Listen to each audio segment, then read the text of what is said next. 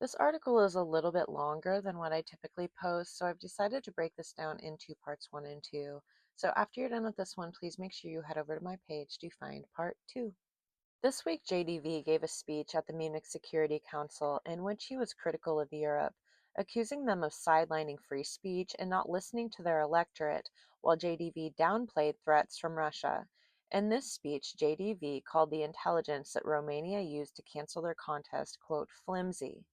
Even though Romania cited several forms of EI causing them to annul their contest that elected the far-right candidate who committed to cutting off all political and military aid to Ukraine if he won.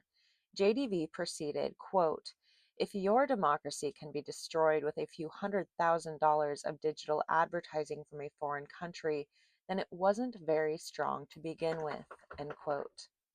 This statement was met with applause only from the few on JDV's team, while the remainder of the room sat in silent shock.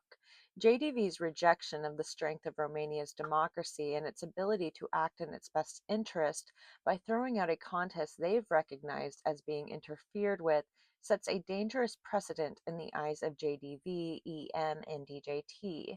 If one democracy has recognized the influence of online bot farms is enough to throw out an election, others may start to question the validity of their own contest that saw alt-right candidates ascend to power.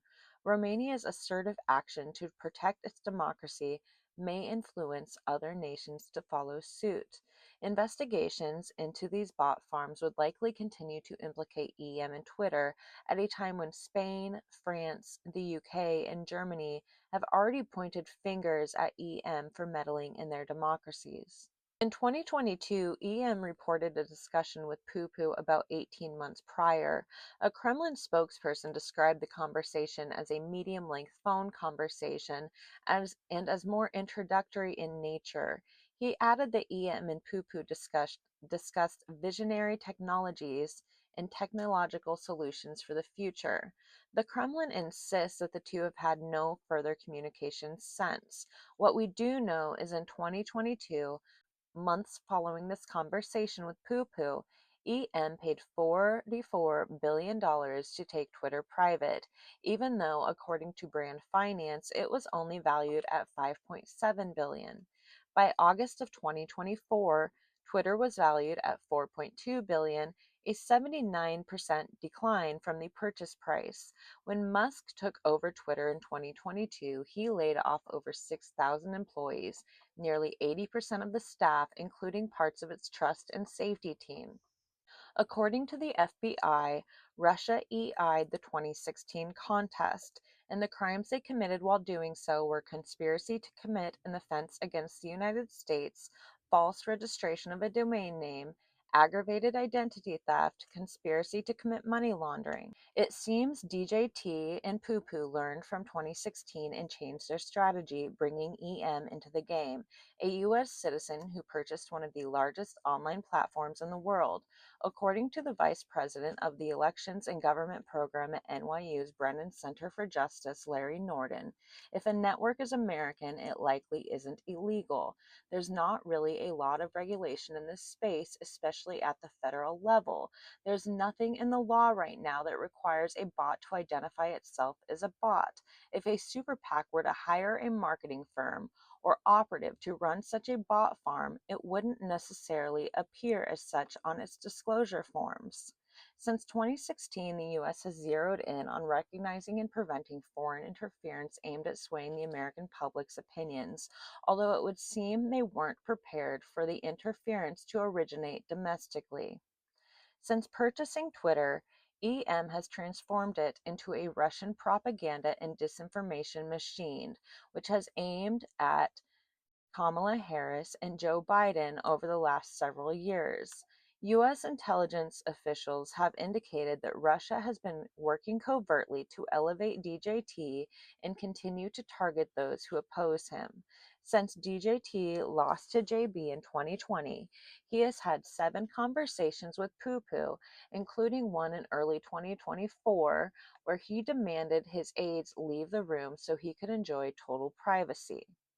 In late 2022, Large language models made it possible for AI to generate conversational content that felt authentic and convincing, opening the door for bot farms to the age of AI interference. A Clemson University research report indicated that 686X or Twitter accounts have posted more than 130,000 times since January of 2024. These bots targeted Senate and primary races and DJT's re-election campaign. The accounts used AI-generated responses to elevate polarizing political ideologies in support of far-right candidates, making support seem more widespread than it was, gaining traction with real-life voters while creating an alt-right echo chamber and emboldening those consuming the content. While the accounts lacked followers, their strategy seemed to boost posters through comments and interaction, artificially amplifying the voices of the fringe far right. EM has been accused of meddling in the democracies around the globe. The outcome of this interference has been a worldwide shift towards the dangerous far right and fascism. Georgia, Romania, Canada, Netherlands, Moldova, France, Turkey, Hungary, the UK, and Austria have all experienced extreme resurgence of far-right ideologies. It seems the global shift has been largely orchestrated by poo-poo and EM by the use of cyber and psychological warfare. Russia has long used psychological warfare to influence populations, weaken alliances, and sow discord. This includes disinformation campaigns, social media manipulation, and electronic warfare. By colluding with EM to obtain Twitter and employ AI, Pupu was able to secure one of the largest platforms in the world to continue his work while using game changing technology. EM is acting as a proxy, and by doing so, the origin of the United States disinformation is domestic, a legal circumvention of the efforts by the government to combat foreign interference since 2016.